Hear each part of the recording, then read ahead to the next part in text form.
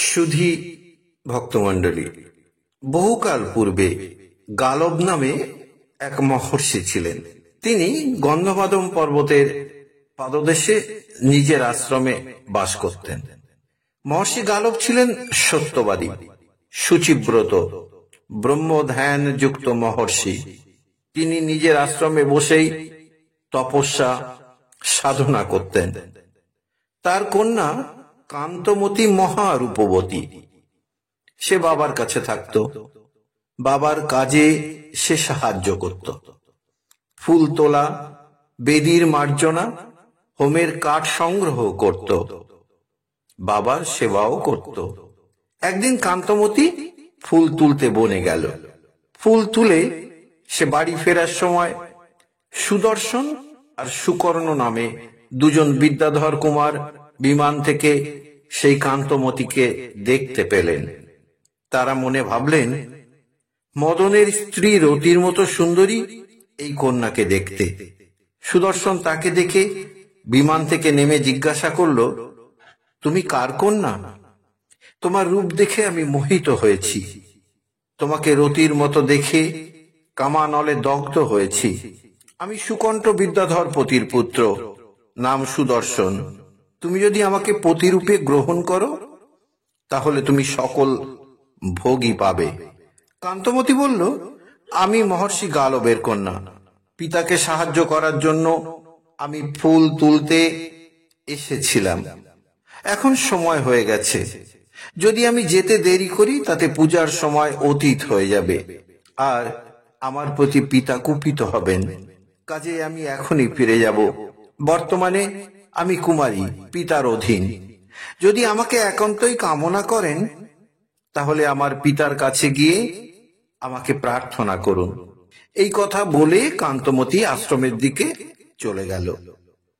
তখন সুদর্শন কামতাড়িত হয়ে পেছন থেকে ছুটে এসে তার এলো কেশ ধরে টানলেন। মুনিকন্যা কাঁদতে লাগলো, হে পিতা, এই বিদ্যাধরের পুত্রের হাত থেকে আমায় রক্ষা করো। এই দুরাত্মা আমায় ধরেছে। গন্ধমাদন পর্বতবাসী মুনিগণ মুনিকন্যার কান্না শুনে গালবকে জানালেন। তারপর সকলেই সেই কন্যার কাছে এলেন। দেখলেন কান্তমতীর হাত ধরে এক যুবক দাঁড়িয়ে আছে, আর তার কিছু দূরে আর এক যুবক দাঁড়িয়ে আছেন। তখন মহর্ষি গালব কুপিত হয়ে বললেন, হে বিদ্যাধরাধম, তুই যখন এমন কুকর্ম করেছিস, তখন তুই মনুষ্য জন্ম লাভ করবি। তারপর বেতাল ভাব ধরে রক্ত মাংসাদি খাবি। রাক্ষস প্রায় ব্যবহার তোর। বেতাল মন সকলে নারীগণকে গ্রহণ করে। তুই তেমন বেতাল বধ বাধ্য করেছিস, তাই তুই মানুষ হয়ে পরে বেতালত্ব লাভ করবি। আর তোর সঙ্গের এই যুবক তোকে যখন পাপ কর্ম করতে নিষেধ করেনি, একেও মানুষ হয়ে জন্ম লাভ করতে হবে। তবে এর দ্বারা যেহেতু দুষ্কর্ম হয়নি, তাই একে বেতাল জন্ম নিতে হবে না। দুই বিদ্যাধর কুমারকে অভিশাপ দিয়ে মহর্ষি গালব কন্যাকে নিয়ে নিজের আশ্রমে ফিরে গেলেন। মুনির শাপ শুনে সুদর্শন ও সুকর্ণ অতিশয় চিন্তিত হয়ে পড়লেন, এবং তারা তাদের কর্তব্য স্থির করে যমুনা তীরে বসবাসকারী গোবিন্দ স্বামী নামে এক ব্রাহ্মণের ঘরে জন্ম নিলেন। তাদের নাম হলো বিজয় আর অশোক। ক্রমে ক্রমে তারা যৌবন লাভ করলেন। সেই সময় স্থানটিতে সারা বছর ধরে অনাবৃষ্টি চলে। এর ফলে দুর্ভিক্ষ দেখা দেয়। তখন গোবিন্দ স্বামী পত্নী ও পুত্রদের নিয়ে কাশী ধামে গেলেন। পথে প্রয়াগে তারা এক সন্ন্যাসীকে দেখে প্রণাম করে আশীর্বাদ চাইলেন। তখন সেই সন্ন্যাসী ব্রাহ্মণকে আশীর্বাদ করে বললেন, হে ব্রাহ্মণ, তোমার এই জ্যেষ্ঠ পুত্র বিজয়ের সঙ্গে তোমার অবিলম্বেই বিয়োগ হবে। ব্রাহ্মণ সন্ন্যাসীর কথায় খুব দুঃখ পেলেন গোবিন্দ স্বামী। সন্ধ্যাকালে সন্ধ্যা উপাসনা আদি করলেন। তারপরে রাত্রিতে এক শূন্য দেবালয়ে সকলে শুয়ে থাকলেন। গোবিন্দ স্বামীর স্ত্রী আর তার ছোট পুত্র অশোক পথশ্রমের জন্য মাটিতে একটা কাপড় বিছিয়েই তারা শুয়ে পড়লেন। তারা সঙ্গে সঙ্গে ঘুমিয়েও পড়লেন। বিজয়কে গাঢ়ভাবে আলিঙ্গন করে তার শীত দূর করার চেষ্টা করলো তারা, কিন্তু বিজয় সুস্থ বোধ করলেন না। বিজয় তার বাবাকে জানান, তার খুব শীত করছে, তার জন্য একটু আগুনের ব্যবস্থা করতে। তাই নিকটবর্তী গ্রামে গিয়ে গোবিন্দস্বামী আগুনের ব্যবস্থা করার চেষ্টা করতে লাগলেন, কিন্তু কোথাও আগুন খুঁজে পেলেন না। শেষ পর্যন্ত ফিরে এসে পুত্রকে বললেন, আমি অনেক বাড়িতে গিয়েছিলাম, কিন্তু এত রাত্রিতে কেউ দরজা খুলল না। বিজয় পিতার কথা শুনে বললেন, বাবা তুমি মিথ্যা কথা বলছো, ওই তো সামনে এক ভীষণ অগ্নিশিখা দেখা যাচ্ছে, ওখান থেকে তুমি আমার জন্য আগুন এনে দাও, এই ভীষণ শীত আমি সহ্য করতে পারছি না। গোবিন্দস্বামী পুত্রের কথা শুনে বললেন, বিজয় আমি মিথ্যা বলছি না, তুমি যে আগুন দেখতে পাচ্ছ সেটা মরা পোড়ানোর আগুন, ওই চিতা থেকে আগুন নিলে আয়ু ক্ষয় হয়, আমি সেই ভয়ে ওখান থেকে আগুন নিইনি। বিজয় বললেন, ওই আগুন চিতার হোক বা যজ্ঞের হোক, আমাকে বাঁচাবার জন্য তাড়াতাড়ি নিয়ে আসুন, আগুন ছাড়া আমি বাঁচব না। গোবিন্দস্বামী কোনো উপায় না দেখে ওই চিতার আগুন আনতে চললেন। বিজয়ও সঙ্গে গেলেন। পিতার কাছে গিয়ে বিজয় সেই চিতাকে আলিঙ্গন করতে গেলেন, কিন্তু সহসা কি এক কথা ভেবে তিনি দাঁড়িয়ে গেলেন। তারপর বাবাকে বললেন, বাবা এই আগুনের মধ্যে রক্তের কি একটা জিনিস খুব উজ্জ্বল ভাবে জ্বলছে। বস্তুটি গোবিন্দস্বামী ভালোভাবে দেখে বললেন, ওটা একটা মানুষের মাথা, রক্ত মাংসে ভরা। তখন বিজয় একটা কাঠ দিয়ে সেই নরকঙ্কালের উপর আঘাত করলেন। সেই নরকঙ্কালের মাথাটি ফেটে গিয়ে তার থেকে রক্ত ছিটকে এসে বিজয়ের মুখে পড়ল। বিজয় সেই রক্ত জিভ দিয়ে চাটতে লাগলেন। তখন সে অতি ভয়ঙ্কর বিরাট আকার ধারণ করল। সেই রাত্রিতেই তার দুটো দাঁত মুখের বাইরে বেরিয়ে এলো, তিনি পিশাচ হয়ে গেলেন। তখন ভয়ঙ্কর শব্দে হাসতে লাগলেন। তারপর সে তার নিজের পিতাকেই আক্রমণ করতে উদ্যত হলো। ঠিক সেই সময় আকাশবাণী হলো, ওরে বেতাল, তুই এমন গর্হিত কাজ করিস না। তখন সেই বেতাল রূপী বিজয় বাবাকে ছেড়ে দেয় এবং তারপরে আকাশ পথে চলে যায়। সেখানে গিয়ে অন্যান্য বেতালের সঙ্গে মিলিত হয়। নরকপাল ফাটিয়েই পিশাচ হয়েছিল বলে সবাই তার নাম দিল কপাল স্ফোটন। তারপরে অন্যান্য পিশাচরা তাকে নিশাপতি নরাস্থি ভূষণের কাছে নিয়ে যায়, তাকে সেনাপতি পদে বরণ করে নেয়। একদিন এক যুদ্ধে গন্ধর্ব চিত্রসেন নরাস্থি ভূষণকে বিনাশ করে, তখন পিশাচপতি হলেন কপাল স্ফোটন। এইভাবে বিদ্যাধরের পুত্র সুদর্শন মহর্ষি গালবের শাপে প্রথমে মনুষ্য জন্ম লাভ করে এবং পরে পিশাচত্ব লাভ করে। দেবালয়ে ফিরে এসে গোবিন্দস্বামী তার স্ত্রী ও কনিষ্ঠ পুত্রকে সব কথা খুলে বললেন। এই ঘটনা শুনে সকলে কাঁদতে লাগলেন। তাদেরকে এভাবে কাঁদতে দেখে সমুদ্র দত্ত নামে এক বণিক তাদেরকে নিয়ে গেলেন এবং আশ্রয় দিলেন। গোবিন্দস্বামীর কনিষ্ঠ পুত্র অশোক দত্ত নানা শাস্ত্রে ধীরে ধীরে পণ্ডিত হয়ে উঠল এবং বীর নামে খ্যাতি লাভ করল।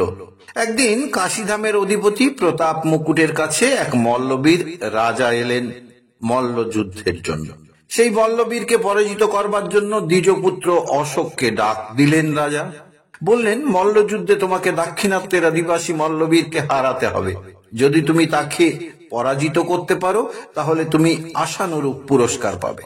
রাজার কথা মতো অশোক দাক্ষিণাত্যের সেই মল্লরাজকে ভীষণ ভাবে আক্রমণ করলো। অল্পক্ষণের মধ্যেই মল্লরাজ মাটিতে লুটিয়ে পড়ল, তার দেহ থেকে প্রাণবায়ু বের হয়ে গেল।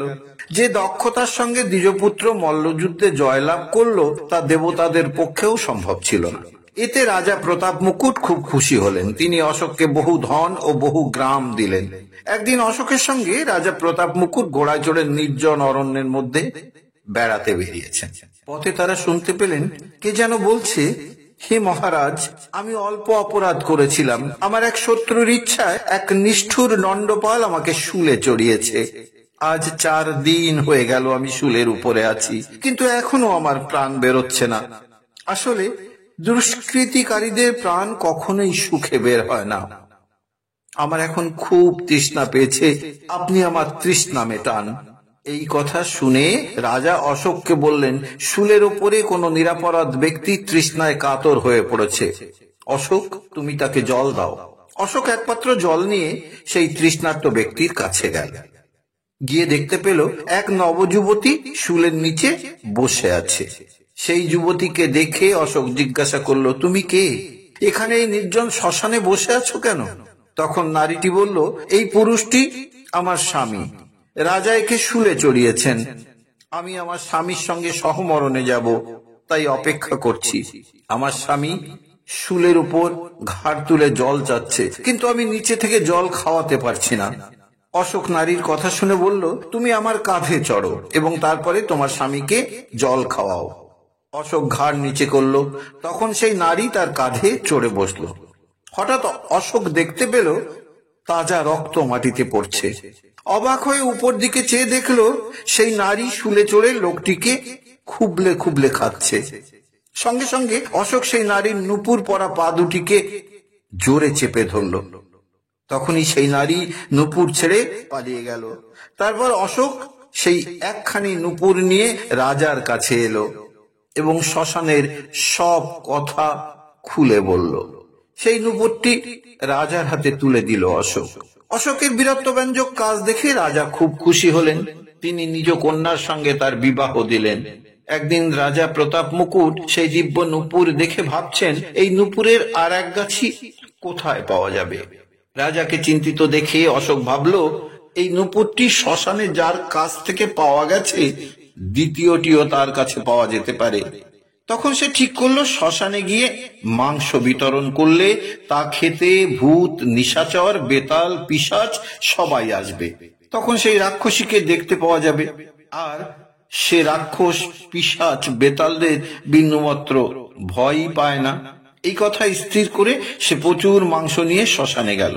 রাক্ষস, পিশাচ, বেতালাদি আনন্দে সেখানে এসে মাংস খেতে লাগলো। অনেক রাক্ষস কন্যাও এলো তাদের মায়েদের সঙ্গে। তাদের মধ্যে এক রাক্ষসীকে দেখে সে চিনতে পারল, এই সেই রাক্ষসী যে কাঁধে চড়ে মাংস খেয়েছিল, যার একটা নুপুর নিয়েছিলাম। অশোক তাকে দেখে বলল, হে রাক্ষসী, তোমার অপর নুপুরটিও আমাকে দাও। সেই রাক্ষসীটির নাম ছিল বিদ্যুৎ। সে অপর নুপুরটাও দিয়ে দিল। সেই সঙ্গে নিজের কন্যা বিদ্যুৎ প্রভাকেও দান করল। বিদ্যুৎ প্রভা ছিল অতীব সুন্দরী। তাকে লাভ করে অশোক খুব আনন্দিত হল। বিদ্যুৎকেশী আপন জামাতাকে একটি স্বর্ণপদ্ম দান করল। অশোক নুপুর এবং স্বর্ণপদ্ম এবং বিদ্যুৎ প্রভাকে নিয়ে রাজার কাছে এলো। রাজা নুপুর পেয়ে উৎফুল্লিত হলেন এবং অশোকের প্রশংসা করলেন। অশোক একদিন নির্জনে বিদ্যুৎ প্রভাকে জিজ্ঞাসা করল, তোমার মা এই স্বর্ণপদ্ম কোথায় পেল? আমার ইচ্ছা করছে এমন অনেক পদ্ম আমি সংগ্রহ করি। বিদ্যুৎ প্রভা বলল, কপাল স্ফোটন নামে এক বেতালপতি আছে, তার একটি সরোবর আছে। সেই সরোবরে সোনার কমল ফোটে। আমার মা সেই সরোবরে জলক্রীড়া করতে করতে এই পদ্মটি তুলে এনেছে। অশোক তার কথায় খুব আনন্দিত হলো। সে বলল, তুমি আমাকে ওখানে নিয়ে চলো। তখন বিদ্যুৎ প্রভা অশোককে সেই কাঞ্চন সরোবরে নিয়ে গেল। অশোক সেই সোনার পদ্মফুল তোলার চেষ্টা করল। তখন সেখানকার বেতালরা তাকে বাধা দিল। অশোক অস্ত্র দিয়ে তাদের সবাইকে বিনাশ করল। তারপর সেখানে এলো বেতালপতি কপাল স্ফোটন। তাকেও মারার জন্য অশোক উদ্যত হলো। আর ঠিক তখনই আকাশবাণী হলো। অশোক আকাশের দিকে তাকালো।